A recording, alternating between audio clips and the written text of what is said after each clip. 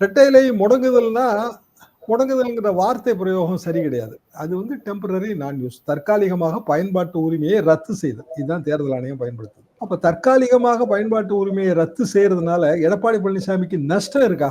நான் இல்லன்னு நினைக்கிறேன். சரி, அம்மா பிராண்ட் எதுல வந்துச்சுங்க? அதிமுக தானே வந்துச்சு. அன்பு சகோதரியா இருந்தவங்க அன்பு அம்மாவா மாறினாங்க. ஸ்டாலின் அவர்கள் அன்பு சகோதரனா இருந்தவர் அப்பாவா மாறி இருக்காரு. அப்போ வேற ஒரு பிராண்டை கிரியேட் பண்ணி ரீபிராண்ட் பண்ணி அவங்கவுங்க ஆதரவு வளையத்தை தக்க வைக்கிற அல்லது விரிவாக்கம் செய்யற முயற்சியில இருக்காங்க. இதான் அரசியலும் கூட. ஒரு தலைவர் வந்து ஓட்டு வங்கியை திரட்டுவதற்கான முயற்சி. திரு ஸ்டாலின் அவர்கள் ஒரு முயற்சி, திரு அண்ணாமலை அவர்கள் ஒரு முயற்சி, சீமான் அவர்கள் ஒரு முயற்சி, விஜய் அவர்கள் ஒரு முயற்சினா எடப்பாடி பழனிசாமி என்ன முயற்சி பண்ண? அதுக்கான பதில் என்ன சொல்லுங்களேன். என்ன முயற்சி பண்ணணும்னா கண்டிப்பாக பிஜேபிக்கு எதிரணிக்கு தான் போகணும். இரட்டையிலேயே வந்து டெம்பரரி நான் யூஸ் பண்ணிட்டா என்ன பண்றது? தேர்தல் அடுத்த வருஷம் தானே வரப்போகுது. அது வரைக்கும் அது சுப்ரீம் கோர்ட்ல போட்டு பார்த்துட்டு போறோம். ஆனா இரட்டையை டேமேஜ் பண்ணணும்னு முயற்சி பண்ணவங்கள எம்ஜிஆர், ஜெயலலிதா தொண்டர்கள் மன்னிக்க மாட்டார்கள். அப்படி போயிடும் அது. சோ இப்ப அவர் அந்த முயற்சிக்கிறாரு. அதாவது defender of MGR and Jayalalithaa legacy.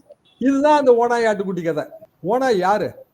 NDA ஆட்சிக்கு வந்தா மோடியோ அமித்ஷாவோ சொல்றவங்க தான் தமிழ்நாட்டு முதலமைச்சர் ஆக முடியுமே தவிர எடப்பாடி பழனிசாமி ஆக முடியாது, டிடிவி ஆக முடியாது, ஓபிஎஸ் ஆக முடியாது. அப்போ அது வேற கணக்கு. அந்த கணக்குக்குள்ள யாரும் போக மாட்டாங்க.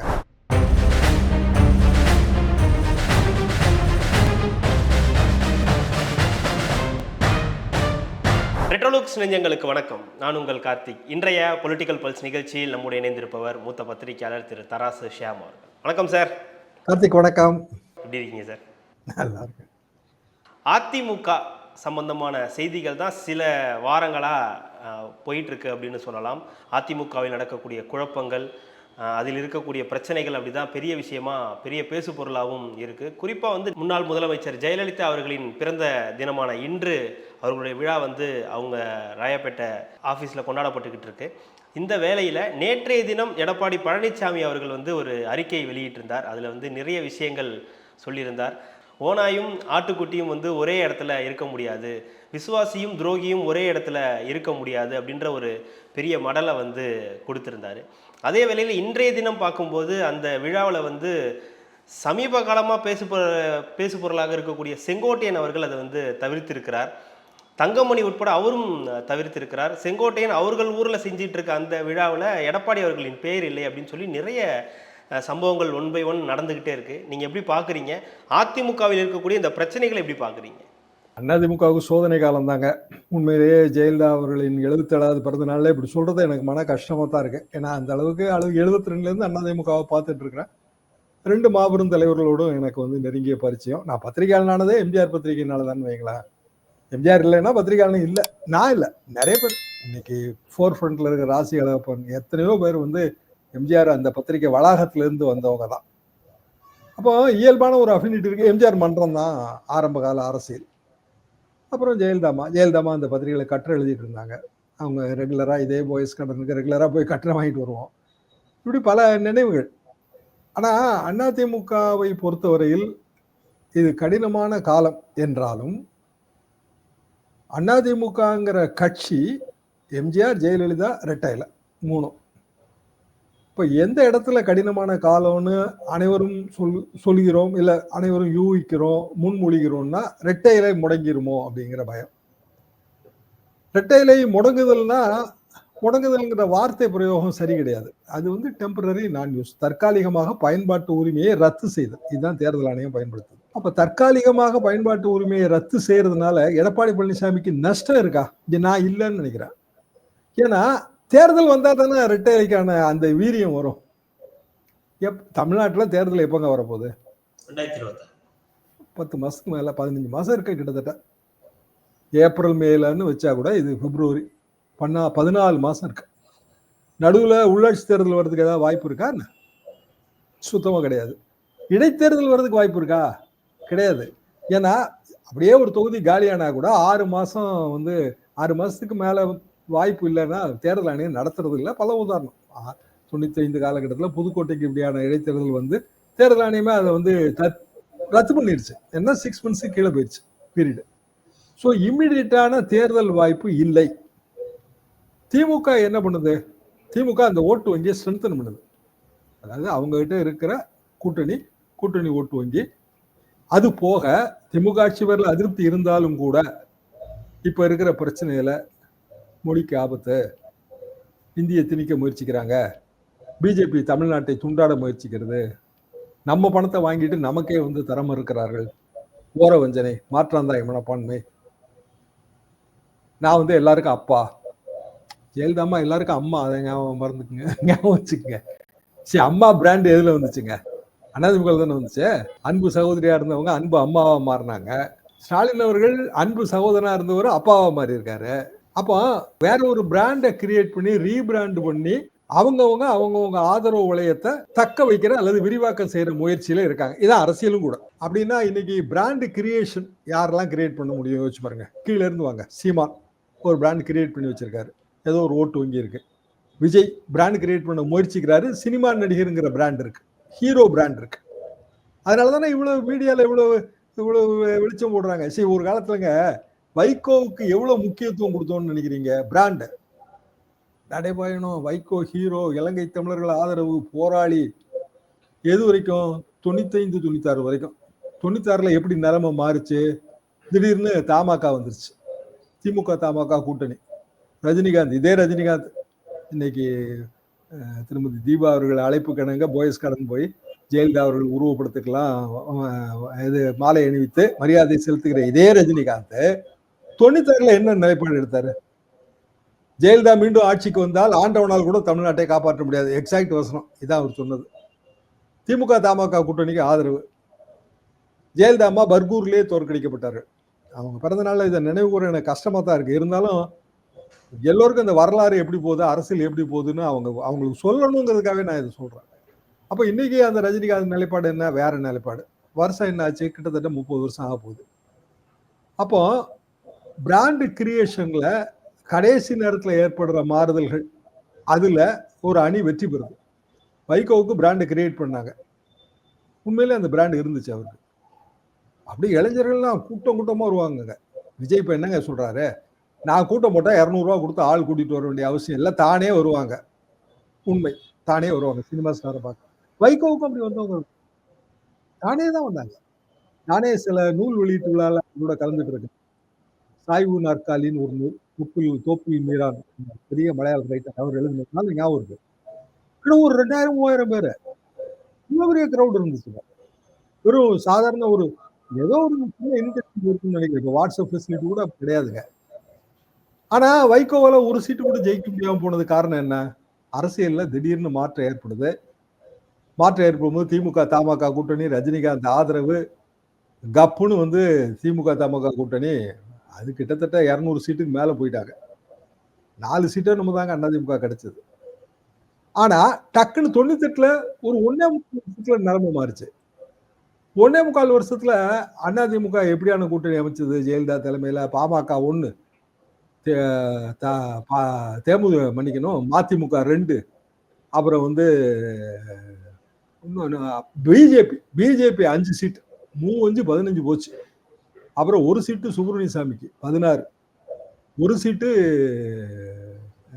இவருக்கு தமிழ்நாடு ராஜீவ் காங்கிரஸ் வாழப்பாடி ராமூர்த்தி 17 சீட்டு போச்சுங்க 98ல. 40க்கு 17, 17 6ஆல பிரிக்க பாருங்க. 100 சீட்டுக்கு மேல விட்டு கொடுத்துருக்காங்க அசம்பிளி சீட்ல 100 and odd. அப்போ 40க்கு 30 ஜெயிச்சதுங்க. இதே ரஜினிகாந்த் வாய்ஸ், இதே திமுக தமாக கூட்டணி, திமுக ஆளுங்கட்சி 98ல வந்து 30 சீட்டு அதிமுக கூட்டணி ஜெயிச்சிருச்சு, சர்வ சாதாரணமா ஜெயிச்சிருச்சு. ஏன்னா பாலிடிக்ஸ்ல அந்த ஈக்குவேஷன் மாறுறது. அப்போ ஓட்டு வங்கி தக்க வைக்கிறது தான் எப்பவும் முயற்சி. திமுக இன்னைய தேதிக்கு அந்த 30 வருஷ கதையை விட்டுட்டு இன்னைக்கு பிரசன்ட் டேக்கு வந்தீங்கன்னா அதே பாணி அரசியல் தான்.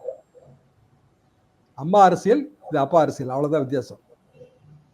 அப்பா அரசியல் என்ன பண்றாங்க?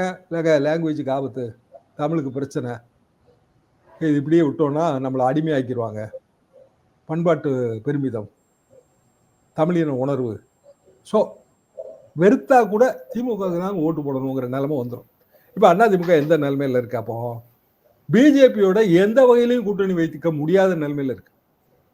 என்ன காரணம்? அப்ப பிஜேபியோட கூட்டணி வச்சா இருக்கிற ஓட்டு போயிடும். தமிழ்நாட்டுல இருமொழி கொள்கையிலிருந்து பல விஷயங்கள் இங்க வந்து திமுக, அண்ணா திமுக இரட்டை குழல் துப்பாக்கி எம்ஜிஆரே சொன்னது இது. அப்ப அதுல எல்லாம் காம்ப்ரமைஸ் பண்ண முடியாது. அப்ப ஒரு பக்கம் அண்ணாமலை என்ன முயற்சி பண்றாரு? ஓங்கி அடிக்கிறாரு. அதிரடி அரசியல்.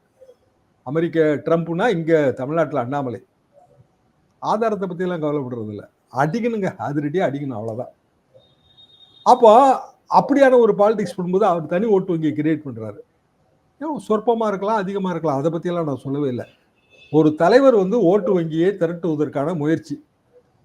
திரு ஸ்டாலின் அவர்கள் ஒரு முயற்சி, திரு அண்ணாமலை அவர்கள் ஒரு முயற்சி, சீமான் அவர்கள் ஒரு முயற்சி, விஜய் அவர்கள் ஒரு முயற்சினா எடப்பாடி பழனிசாமி என்ன முயற்சி பண்ண? அதுக்கான பதில் என்ன சொல்லுங்களேன். என்ன முயற்சி பண்ணணும்னா கண்டிப்பாக பிஜேபிக்கு எதிரணிக்கு தான் போகணும். அப்படின்னா செங்கோட்டையனும் தங்கமணியும் இன்னைக்கு வந்து ஜெயலலிதா பிறந்த நாளைக்கு வந்து கலந்து கொள்ளவில்லை என்றால் அது கட்சியோட உட்பிரச்சனையை காட்டும். ஆனா உட்பிரச்சனை இருக்குங்கிறது எல்லாருக்கும் தெரிஞ்ச விஷயம்தான். புதுசா வந்து யாரும் சொல்ல வேண்டிய அவசியம் இல்லை. ஆனா தங்கமணிக்கும் செங்கோட்டையனுக்கும் ஓட்டு வங்கியை கிரியேட் பண்ணி கொடுக்குமா? கொடுக்காதுல்ல. அப்ப அவங்க என்ன முயற்சி எடுக்கிறாங்க? ஓ, இவங்கெல்லாம் பிஜேபி ஆதரவாளர்கள், அந்த பக்கம் இல்ல திமுக பக்கம் செங்கோட்டையன் போறாருன்னா திமுக ஆதரவாளர் எப்படிங்க அண்ணா திமுக திமுகவோட இருக்க முடியும்? ஸோ 2 இடத்துல அவங்களுக்கு நஷ்டம். எடப்பாடிக்கு லாபம். என்ன லாபம்? அதிமுகவை காப்பாற்றணும்னா எடப்பாடி பழனிசாமியால தாங்க முடியும். ரெட்டை இலையை காப்பாற்றணும்னா எடப்பாடி பழனிசாமியால தான் முடியும். ரெட்டை இலையே வந்து டெம்பரரி நான் யூஸ் பண்ணிட்டா என்ன பண்றது? தேர்தல் அடுத்த வருஷம் தானே வரப்போகுது. அது வரைக்கும் அது சுப்ரீம் கோர்ட்ல போட்டு பார்த்துட்டு போறோம். ஆனா ரெட்டை இலையை டேமேஜ் பண்ணணும்னு முயற்சி பண்ணவங்கள எம்ஜிஆர், ஜெயலலிதா தொண்டர்கள் மன்னிக்க மாட்டார்கள். அப்படி போயிடும் அது. சோ இப்ப அவர் அந்த முயற்சிக்கிறாரு. அதாவது defender of MGR and Jayalalithaa legacy. இதுதான் அந்த ஓனாய் ஆட்டுக்குட்டி கதை. ஓனாய் யாரு? பிஜேபி மட்டும் இல்ல, கட்சியில தனக்கு எதிராக இருக்கவங்களும் ஓனாய் தான். அவர் ஓனாயும் குறிப்பிட்டதை நம்ம இப்ப கரண்ட்ல அவங்க கூட இருக்கிறவங்களையும் எடுத்துக்கலாம். அப்படித்தானே? கட்சிக்கு துரோகம் செய்தவர்கள், கட்சியை காட்டி கொடுக்க நினைத்தவர்கள் பாஸ்ட் டென்ஸ், இறந்த காலம். நிகழ்காலத்திலையும் கட்சியை இவங்க தான் காட்டி கொடுக்க முயற்சிக்கிறாங்கிறதான பிக்சர்ல வரும். இல்ல, ஒரு சந்தேகம் வருது சார். இப்போ பாஜக கூட எடப்பாடி பழனிசாமி அவர்கள் கூட்டணி வைக்க மாட்டாருன்னு வந்து உறுதியா வந்து சொல்ல முடியுமா? ஏன்னா வேற ஆப்ஷன்ஸ் இல்ல. என்ன காரணம்னா சமீப காலமாக வந்து அண்ணாமலை எடுக்கிற ஸ்டாண்டு. இப்போ இந்தியே வச்சுக்கோங்க. இந்தி கற்றல் நீங்க என்ன மொழி வேணாலும் கத்துக்கலாங்க. இன்னைக்கு இருக்கிற டெக்னிக்கல் வேர்ல்ட்ல நத்திங். அது ஒரு பேச்சு வழக்கில் தாங்க நமக்கு மொழி தேவை. நம்ம சொந்த மொழி தாய்மொழியை பல காரணங்களுக்காக படிக்கிறோம். அது இலக்கிய செறிவு இருக்கும், தாய்மொழி கற்றல் அவசியம். ஆனா பிற மொழி கற்றல் என்பது தேவையின் அடிப்படையிலானது இல்லையா? சிம்பிள் தானே. இந்தியை வந்து நீங்க பாடமா வச்சு நம்ம 10வது வகுப்பு படிக்கிற பிள்ளையெல்லாம் இந்தி இலக்கிய கர்த்தா ஆக போதா? இல்ல இந்தியில சாகித்யங்களை படிச்சிருவாங்களா? பாஸ் பண்ற அளவுக்கு படிப்பாங்க மேக்சிமம். ஆனா மொழி அறிவு எப்போ பயன்படும்னா வட்டார மொழி, பேச்சு மொழி அறிவு இருந்தாதான் பயன்படும். ஸ்போக்கன் ஹிந்தி இருந்தாதான் ஹிந்தி உங்களுக்கு யூஸ். இலக்கண ஹிந்தி இருந்து பிரயோஜனம் இல்லை. என்னோட சொந்த அனுபவமே அதுதான். நான் ஹிந்தியில 5 பரீட்சை பாஸ் பண்ணேங்க, 6 பரீட்சை. பஞ்சாப், ஹரியானா, ராஜஸ்தானுக்கு போகும்போது 10 பைசாக்கு பிரயோஜனம் இல்லாமல் போச்சு அந்த ஹிந்தி. என்ன காரணம்னா அவன் எல்லாம் லோக்கல் லாங்குவேஜ்ல பேசுறான். பஞ்சாபியை மிக்ஸ் பண்ணி பேசுறான். ஹரியானாக்கு போனா அவங்க லோக்கல் லாங்குவேஜை மிக்ஸ் பண்ணி பேசுறாங்க. ராஜஸ்தான்ல அவங்க லோக்கல் லாங்குவேஜை மிக்ஸ் பண்ணி பேசுறாங்க. நமக்கு தலையும் புரியாது, காலும் புரியாது. அதை நம்ம கத்துக்கிறதுக்கு செவரல் மந்த்ஸ் ஆயிரும். அப்போ ஸ்போக்கன் ஹிந்தி தெரிஞ்சுக்கிறது தான் முக்கியம். ஸ்போக்கன் தெலுங்கு தெரிஞ்சுக்கிறது தான் முக்கியம். ஹிந்தியெல்லாம் ஒன்றும் கட்டாயம் இல்லைங்க. எந்த லாங்குவேஜ் வேணாலும் கத்துக்கலாம். ரைட்டுங்க, நான் மராத்தி கத்துக்கிறேன். ஸ்போக்கன் மராத்தி தானே எனக்கு யூஸ் ஆகும். அப்பமும் எத்தனை பேர் பாம்பேல போய் வேலை பார்த்துட போறான்? நேத்திக்கு ஊர்ல பேசுறேங்க, ஒரு குழந்தை 8வது வகுப்பு. டென்ஷனா இருக்கு. என்னன்னு கேட்டேன். சனிக்கிழமை முந்தின நாள், நேற்று ஞாயிற்றுக்கிழமை முந்தின நாள் வந்து ஸ்காலர்ஷிப் எக்ஸாம் எழுதியிருக்காது. என்ன ஸ்காலர்ஷிப்னு கேட்டா national merit and means and merit ஸ்காலர்ஷிப்பா. என்ன லாபம்? மாசத்துக்கு 1000 ரூபா மேனைக்கு 9வது வகுப்புக்கும் 10வது வகுப்புக்கும் கொடுக்குது, கவர்மெண்ட் கொடுக்குது. 10வது வகுப்புல ஒரு குறிப்பிட்ட மார்க் வாங்கினா 11க்கும் 12க்கும் +2க்கும் +1க்கும் +2க்கும் அதே 1000 ரூபீஸ் எக்ஸ்டென்ஷன். எனக்கு ரொம்ப முக்கியம் இது. சாதாரண குடும்பம் தாங்க. அப்போ 24,000 ரூபா கை மேல இருக்கு, இன்னொரு 24,000 ரூபா வரும். 48,000 ரூபா கிடைக்குதுங்கும் போது என்னெல்லாம் உனக்கு பரிச்சை? ஒண்ணு சேட்னா நமக்கு என்ன? உங்களுக்கு ஒண்ணுமே தெரியல? ஆமா, எனக்கு ஒண்ணுமே தெரியல, உண்மையிலே தெரியல. சேட்னா என்ன? சேட்னா அது ஸ்காலஸ்டிக் ஆப்டிடியூடு டெஸ்டா, தெரியுதா உங்களுக்கு? தெரியாது. சத்தியமா தெரியாது. Scholastic aptitude test. அப்புறம் நான் நெட்ல எடுத்து படிச்சு பார்த்தேன். இன்னொன்னு MAT, MAT, mental aptitude test. தெரியுதா உங்களுக்கு? தெரியாது. இன்னொன்னு மேத்ஸ். இல்லப்பா நீ ஹிந்தியெல்லாம் படிச்சா தானே நல்லதுன்னு. ஆட போங்க, ஹிந்தி எங்க இருந்து எல்லாம் படிக்க. நான் வந்து என் மேட்டுக்கும் சேட்டுக்கும் ப்ரிப்பேர் பண்ணி 24,000 ரூபாய் வாங்குறதுக்கு முயற்சி பண்ணுவேனா, ஹிந்தி படிக்கிறதுக்கு முயற்சி பண்ணுவேனா? குழந்தை திருப்பி கேட்க. எவ்வளவு பேர் பரிச்சை எழுதுனீங்க? எங்க கிராம அளவுல, அதாவது ஒரு சின்ன கிராமம், அதை சுத்தி கொஞ்சம் கிராமம், 100 பேர் எழுதியிருக்காங்க. 100 எலிஜிபிலிட்டியா என்ன தெரியுமா? கவர்மெண்ட் ஸ்கூலும் கவர்மெண்ட் எய்டட் ஸ்கூல் தான். வேற பிரைவேட் ஸ்கூல்லாம் எலிஜிபிலிட்டி கிடையாது. வருஷத்துக்கு 3 லட்சம் ரூபாய்க்கு கீழே வருமானம் இருக்கணும். இவங்க தான் எலிஜிபிள். அப்படி 100 குழந்தைங்க, 8th ஸ்டாண்டர்ட் குழந்தைங்க 9வது வகுப்பு 10வது வகுப்புல வாழ்க்கைக்கு உதவுன்னு படிக்கும். 8வது படிக்கிற குழந்தைக்கு 9வது வகுப்பு 10வது வகுப்புல வாழ்க்கைக்கு உதவுவது எதுன்னு தெரிஞ்சிருக்கு. எது? ரூவா, துட்டு. பணம் இருந்தா தான் அடுத்த கட்டம் போக முடியும். வீட்டுல பண வசதி பத்தல. அடுத்து இந்த பரீட்சை பாஸ் ஆகலைன்னா ஒண்ணும் இல்லை, அடுத்தாப்புல ட்ரஸ்ட் எக்ஸாம்னு ஒண்ணு வருது, அதுக்கு நான் தயார் பண்ணிட்டு இருக்கேன். அது என்னன்னு கேட்டேன், நான் புரியாதுன்னு சொல்லிருங்க, விட்டாச்சு. எதுக்காக நான் சொல்றேன்னா, அரசு பள்ளியில் பயில்கிற கிராமத்து குழந்தைகளின் மனோபாவம் இது. நீ அரசு பள்ளியின் ஆபத்து வந்தவரா காட்டிக்கிட்டு ஹிந்தி படின்னு சொல்ற, இல்ல எந்த லாங்குவேஜ் வேணாலும் படினா, அதனால எனக்கு என்ன பயன்? இப்படி இருக்கு நம்மளோட எதிர்கால வாழ்க்கை என்பது, அரசியல் என்பது இப்படி இருக்கு. இந்த குழந்தைக்கு பெட்ரோல் இருக்காங்க, ஓடு போடுவாங்க. அப்போ அவங்கள நோக்கிய டிராவல்ல தமிழ்நாடு அரசியல் எத்தனை விதமாகலாம் மாறுது. பழைய மேட்டரை நம்ம சொல்லலாங்க, அதை நான் இல்லைன்னு சொல்லலாம். அதெல்லாம் நமக்கு ஒரு பெருமித உணர்வுலாம் தேவைதான். ஆனா இன்னைய தேதிக்கு எது போலரைசேஷன் ஆஃப் ஓட்டு? திமுக ஒரு ஓட்டு இருக்கு, பிற தலைவர்கள்ட்ட ஒரு ஓட்டு இருக்கு. அண்ணா திமுக இருந்த ஓட்டு பழைய ஓட்டு. அந்த ஓட்டை திருப்பி போலரைஸ் பண்ணணும்னா ஆபத்து என்கிற அந்த உணர்வை தான் கிரியேட் பண்ணணும். அதாவது தமிழுக்கு ஆபத்து அப்படின்னா அந்த ஓட்டு திமுக ஓட்டா மாறும். அதிமுகவுக்கே ஆபத்து, எம்ஜிஆருக்கு ஆபத்து, ஜெயலலிதாவுக்கு ஆபத்து, இரட்டை இலைக்கு ஆபத்துனா அது எடப்பாடி பழனிசாமி ஓட்டா மாறுது. இதுதான் உண்மையில நடந்துட்டு இருக்கு. ஆனா இன்னொரு பக்கம் அப்போ அவர்கள் யாருக்குடன் கூட்டணி வைப்பார்கள் அப்படின்ற ஒரு கேள்வி இருக்கு. ஏன்னா விஜய் அவர்களை வந்து அவங்க கூட்டணிக்கு கொண்டு வரணும்னு முயற்சி பண்றாங்க, பாமக தேமுதிக எல்லாம் கொண்டு வரணும்னு. அப்போ பாஜகவை தனித்து விடுவதற்கான வாய்ப்புகள் இருக்கு. அதை பாஜக ஒத்துக்குமா? அதை ஏன்னா மேலிடத்துல அதை நோக்கி தான் அவங்க போறாங்க. சரி, இன்னும் இதே உண்மையிலேயே இந்த 2020 வந்ததுங்க என்இபி. இன்னைக்கு 25. 5 வருஷமா என்ன பண்ணிட்டு இருந்தீங்க நீங்க? என்இபி பத்தியெல்லாம் நான் வந்து அந்த காலத்துல இருந்து கட்டுரை எழுதிட்டு இருக்கேன். என்இபியோட பிற ஆபத்தான விஷயங்கள் நிறைய இருக்கு. அதெல்லாம் இப்ப மேலேயே வரல. ஸ்காலர்ஷிப்புக்கு பரிச்சை எழுதுற பிள்ளைகிட்ட நீ 3வது வகுப்புலயும் 5வது வகுப்புலயும் பரிச்சை எழுதணும்னு கம்பல் பண்ணோம்னா நம்மள அடிக்க வந்துடும். அப்ப என்இபியோட பிற ஆபத்தான அம்சங்களை எல்லாம் விட்டுட்டு லாங்குவேஜ் அம்சத்தை மட்டும்தான் தமிழ்நாடு அரசியல் எடுத்திருக்கு. என்ன காரணம்னா திமுக காரணம். ஏன்னா அது அவங்களுக்கு வந்து அட்வான்டேஜ். அப்போ அதிமுகவுக்கு என்ன அட்வான்டேஜ் கிடைக்கும்? அவன் அறிக்கை விடுறாங்க, என்ன பயன்? வெறுமனே லாங்குவேஜ் இஷ்யூல அறிக்கை மட்டும் விட்டா பிரயோஜனம் உண்டா? கிடையாது. ஆளுங்கட்சி சில விஷயங்களை அதிரடியா செய்ய முடியும், எதிர்கட்சி சில விஷயங்களை அதிரடியா செய்ய முடியாது. அது லிமிட்டேஷன் இருக்கு. அப்போ இப்போதைக்கு அதிமுக த்ரெட் இருக்குங்க. நம்மளோட எக்ஸிஸ்டன்ஸுக்கே வந்து த்ரெட்டு. நம்ம ஒரு கட்சியா ஜீவிக்கிறதுக்கே பெரிய ஆபத்து வந்துருச்சு. அந்த ஆபத்துக்கு காரணம் பாரதிய ஜனதா.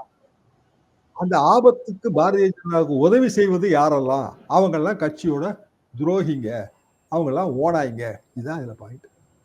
இல்லை, நீங்கள் சொல்கிறது விஷயம் புரியுது சார். ஆனால் இப்போ வந்து வெளியில் இருக்கக்கூடிய ஓபிஎஸ்ஸாக இருக்கட்டும், டிடிவி தினகரனாக இருக்கட்டும், சசிகலா அவர்களாக இருக்கட்டும், இவங்கெல்லாம் ஒரு ஸ்டாண்ட் எடுக்கிறாங்க. எல்லாருமே வந்து மீண்டும் அதிமுகக்குள்ளார வரணும்னு ஒரு ஸ்டாண்ட் எடுக்கிறாங்க. அதற்கு உள்ளே இருக்கிறவங்களும் உதவி செய்கிறாங்க அப்படின்றது ஒரு கூடுதல் நெருக்கடியாக எடப்பாடி பழனிசாமிக்கு இல்லையா? இப்போ 2 பேர் வந்து டிடிவியை பொறுத்த வரைக்கும் தனி கட்சி. அவர் தெளிவாகவே சொல்றாரு, என்டிஏ தான் ஆட்சிக்கு வரணும்னு. அதிமுக ஆட்சிக்கு வரணும்னு சொல்லவே இல்லை அவரு. அப்ப என்டிஏ ஆட்சிக்கு வந்தா முதலமைச்சர் வேட்பாளர் அண்ணாமலையா இல்லைன்னா வந்து எடப்பாடி பழனிசாமியா? அது வாய்ப்பு கிடையாது ராஜா, வாய்ப்பே கிடையாது. என்டிஏன்னா அண்ணாமலை தானே. இப்படி பாருங்க, டெல்லி எல்லாரும் நம்ம முதலமைச்சர் ஆகணும்னு தான் பிஜேபியில் நினைச்சிட்டு இருந்தாங்க. பல தலைவர்கள் இருந்தாங்க. வாய்ப்பு யாருக்கு வந்துச்சு? ரேகா குப்தாக்கு வந்துச்சு. ஏன்? குப்தா கம்யூனிட்டி, அவங்க வந்து Baniya community, student leader, 50 years, first time MLA, அவங்களுக்கு வாய்ப்பு வந்துச்சு. அப்படின்னா என்டிஏ ஆட்சிக்கு வந்தா மோடியோ அமித்ஷாவோ சொல்றவன் தான் தமிழ்நாட்டு முதலமைச்சர் ஆக முடியுமே தவிர எடப்பாடி பழனிசாமி ஆக முடியாது, டிடிவி ஆக முடியாது, ஓபிஎஸ் ஆக முடியாது. அப்போ அது வேற கணக்கு. அந்த கணக்குக்குள்ள யாரும் போக மாட்டாங்க. ஆனா டிடிவி என்டிஏ, ஓபிஎஸ் என்டிஏ, அவரு வந்து பிஎம் பக்கத்துல எல்லாம் இருக்காரு. அப்படின்னா அவரு இதுக்கு வர மாட்டாரு. அப்போ ஒரு நாள் இந்த இது வராத ஒற்றுமைப்படுத்தங்கிறது முடியாது. அது எடப்பாடி பழனிசாமிக்கு எப்படி தெரியாம இருக்கும்? ஆனாலும் நேத்து ஏன் அறிக்கை விடுறாரு? இயல்பா ஒரு ஜெயலலிதா பிறந்த நாள் என்னங்க, ஜெயலலிதா சாதனைகள் அது இது அதை பாராட்டணும். திமுக அட்டாக் பண்ணலாம். நாங்களே அந்த காலத்துல அம்மான்னு சொல்லிட்டோம், நீங்க என்னங்க இப்ப அப்பான்னு சொல்றீங்கன்னு அப்படி அட்டாக் பண்ணலாம். அது புரிஞ்சுக்க முடியும். ஆனா உட்கட்சி பிரச்சனையா அந்த அந்த கடிதத்துல அவர் வெட்ட வெளிச்சம் போட்டு காட்டுறாரு. உட்கட்சி பிரச்சனையை வெட்ட வெளிச்சம் போட்டு காட்ட வேண்டிய அவசியமே இல்லை. ஏன்னா உட்கட்சி பிரச்சனையா இருக்குன்னு எல்லாருக்கும் தெரியும். அப்ப என்ன சங்கேதம் விடுறாரு? இன்னைக்கு வரமாட்டாரு செங்கோட்டைங்கிறது நேற்றுக்கு எடப்பாடி பழனிசாமி அவர்களுக்கு தெரியாதா? இன்னைக்கு தங்கமணி வரமாட்டாருன்னு தெரியாதா? தெரியும். ஆனா அவங்க எல்லாம் எப்படி பிராண்ட் ஆகுறாங்க அப்படின்னா, தமிழின துரோகி மாதிரி அவங்க எல்லாம் இரட்டையில துரோகியா பிராண்ட் ஆகுறாங்க. இது அவருக்கு கூடுதல் பிளஸ் தான்றீங்க எடப்பாடி பழனிசாமி அவர்களுக்கு. அவர் வந்து டிஃபெண்டர் ஆகிறாரு, அதாவது போராளி ஆகிறாரு. இல்ல இந்த பிரச்சனைகளை எப்படி சார் களைவார்? அப்ப இவ்வளவு பிரச்சனைகள் இருக்குன்னும் போது களைய வேண்டிய அவசியம் இல்லைங்க. சரி, அதிமுகங்கிற ஒரு கட்சி, அதுக்கு ரெட்டையில ஒரு சொத்து மறுக்கவே இல்லை. அது போக பிற சொத்துகள் இருக்கு. அது ஒரு 10,000 15,000 கோடி ரூபா இருக்குங்க. சென்னையில இருக்கிற சஃபேர் தியேட்டர் காம்ப்ளெக்ஸ் 94 வாங்கி கையெழுத்து போட்ட காலத்துல இருந்து எனக்கு அது தெரியுங்க.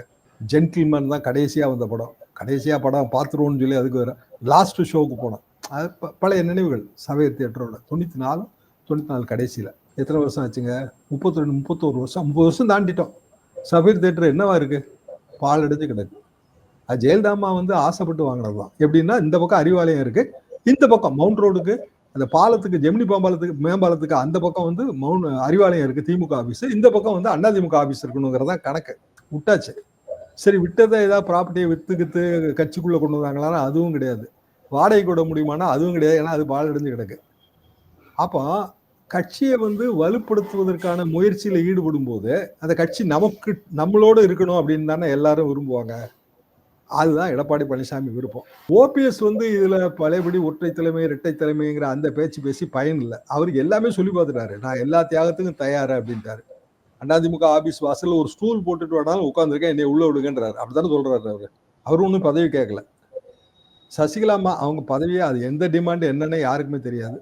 டிடிவி தனி கட்சி, அவர் தனி ஆபீஸே இப்போ புதுசாக தொடங்கியாச்சு. பழைய ஆபீஸை காலி பண்ணி புது ஆபீஸ் வந்தாச்சு. ஸோ அவரோட டிராவல் அவர் கிளியரா இருக்காரு. ஓபிஎஸ் வந்து பிஜேபியோட சேர்ந்தா நமக்கு வாழ்வுன்னு நினைக்கிறாரு. பிஜேபியோட சேரவே முடியாத நிலைமை வந்துச்சுன்னா அவர் என்ன பண்ணுவாரு? ஏதாவது ஒரு சென்ட்ரல் போஸ்டிங், கவர்னர் ஏதோ ஒன்று ஆகலாம். மோடி ஆட்சி 29 வரைக்கும் இருக்கு. ஏதாவது ஒரு வாய்ப்பு கிடைக்கும். ஏதாவது மிசோரம், அருணாச்சல பிரதேசம், குட்டி குட்டியா நிறைய மாநிலம் இருக்குல்ல, அதுக்கு போக வேண்டியதான். போய் ஹிந்தி கத்துக்கிட்டே போயிடலாம், பிரச்சனையே கிடையாது. இதுதான் அவரோட எண்ணமா இருக்கு. அப்படிதாங்க நான் இதை உண்மையிலே ரீட் பண்றேன். நான் வந்து யாரையும் சிறுமைப்படுத்துவதற்கெல்லாம் சொல்லலை. இப்படி பல விஷயங்கள் நம்ம பார்த்ததுதாங்க. வீராவேசமா பேசிட்டு கடைசியில வந்து ஏதோ ஒரு பதவியில போய் சேருவாங்க. அது ரைட்டு, அரசியல்வாதி வேற வழி கிடையாது. அப்போ எடப்பாடி பழனிசாமி பாலிடிக்ஸ்ல இருக்கணும்னு நினைக்காரு. பாலிடிக்ஸ்ல இருக்கணும்னா திமுக எதுக்கணும், ரைட்டு, எதுக்குறோம். பிஜேபியை எதுக்கணும் அப்படிங்கிற ஒரு சிச்சுவேஷன் இப்பதானங்க வந்திருக்கு. இந்த 2021 அண்ணாமலை வந்த பிறகு அண்ணாமலை எடுக்கிற அதிரடியான விஷயங்கள்ல பிஜேபிக்கு கிளவுட் கூடுது. ஹிந்தி படிக்கணும்னு வாதிடுகிறவர்கள் டிவிக்கள்ல எந்த மேட்டுக்குடியை சேர்ந்தவங்களா இல்ல வந்து சாதாரண மாணவர்களா யோசிச்சு பாருங்களேன். பக்கா. ஏன்னா அவனுக்கு வந்து இந்த ஸ்காலர்ஷிப்பை பத்தியோ மாசம் 1000 ரூபாயை பத்தியோ கவலை இல்லை. அவன் எலிஜிபிலிட்டியே கிடையாது. அவன் தான் 3 லட்சம் ரூபாய்க்கு மேல சம்பாதிச்சுட்டு இருப்பான வருஷத்துக்கு. இடபிள்யூஎஸ் ரிசர்வேஷனே 5 லட்சத்துக்கு மேல. இடபிள்யூஎஸ்லயே இருக்கிறவன் தான் அது. நல்லா யோசிச்சு பாருங்க, இந்த கம்பேரிசன் பாருங்க. 3 லட்சம் ரூபா உங்களுக்கு வருட வருமானம், அது கீழே இருக்கீங்கன்னா நீங்க வந்து ஸ்காலர்ஷிப்க்கு அப்ளை பண்றீங்க. 5 லட்சம் ரூபாய்க்கு மேல இருந்தா 10% ரிசர்வேஷனுக்கு அப்ளை பண்றீங்க. எவ்வளவு ஒரு ஆபத்தான விஷயம். அப்ப அவன் என்ன சொல்லுவான்? ஹிந்தி படி, அதான் உனக்கு நல்லது, இல்ல தெலுங்கு படி, பிற மொழிகள் கற்றல் என்பது ரொம்ப நல்லது. நான் ஏன் பிற மொழியை கற்கணும்? நான் ஏன் எனக்கு 1000 ரூபாய் கிடைக்கிறதுக்காக போராடுவேன்னா, சேட்டையும் மேட்டையும் வந்து பாஸ் பண்றதுக்கு போராடுவேன்னா, இல்லைன்னா ஹிந்தியில வந்து ஏக் காவுமே ஏக் கிசான் நகுதாத்தான்னு சொல்றதுக்கு நான் போராடுவேன் சொல்லுங்க. அப்ப அவன் திமுக அந்த லைன் எடுக்கும்போது அதிமுக வேற வழி இல்லைங்களே. அவங்க இந்த லைனை எடுத்திருக்காங்க. அப்படிதான் நான் உண்மையில நான் அப்படிதாங்க பார்க்குறேன். இன்னொரு பக்கம் இது அதிமுக ஒரு பக்கம்னா, இன்னொரு பக்கம் தாவேகா அவர்களுடைய நிலைப்பாடு என்ன அப்படின்றதே மிகப்பெரிய மாறி நிலைப்பாடு இல்லைங்கிறதாங்க அவங்க நிலைப்பாடு. இதுல என்ன சந்தேகம்? இல்ல இப்போ இந்த எதுவுமே நிலைப்பாடு இருக்குங்க. ரஜினிகாந்த பாருங்களேன், அவ்வளோலாம் வீராவேசமா பேசிட்டு, இப்ப எல்லாருக்கும் நண்பர் அவரு. ஜெயலலிதா பிறந்த நாளா? நான் வரேங்க. ஒண்ணும் கவலையே இல்ல. ஜானகி அம்மா பிறந்த நாள் அதுக்கும் நான் வரேன். எல்லாத்துக்கும் வருவார். உங்க பிறந்த நாளைக்கு கூட வருவார். அப்ப அது ஒரு நிலைப்பாடு. எல்லாருக்கும் நண்பர். அந்த நிலைப்பாடுல நமக்கு ஏதாவது கிடைக்குமா? ஒண்ணும் கிடைக்காது. அதை பத்தி அவர் கவலை இல்ல. தாவேக்கா நிலைப்பாடு என்ன? ரஜினிகாந்த் இதுக்கு முந்தி இதே மாதிரி திமுக, அண்ணா திமுகவுக்கு மாற்றா கட்சி தொடங்க போறேன்னு சொன்னவர் தான் நமக்கு தெரிஞ்சு. திடீர்னு கொரோனா காரணம் காட்டி ஒதுங்கினாரு. கொரோனா அதுக்கு முன்னாடி இருந்தே இருக்கு. ஒதுங்கியாச்சு. இனி அவரை பத்தி பேச வேண்டாம். நஷ்டப்பட்டது 2 பேர் தான். ஒன்னு தமிழறிமொழியும், இன்னொன்னு அர்ஜுனமூர்த்தி எனக்கு நல்ல நண்பர். இப்ப பிஜேபியில ஒரு பதவியில இருக்காரு. அண்ணாமலை அண்ணாமலை, ஆமா, அண்ணாமலையும் எடுத்துக்கலாம். அண்ணாமலைக்கு அது லாபம் தான். தமிழ்நாட்டுல குறிப்பிடுத்து வந்த தலைவர் ஆயிட்டாரு. என்ன பிரச்சனைன்னா தேசிய கட்சியில இருக்காரு.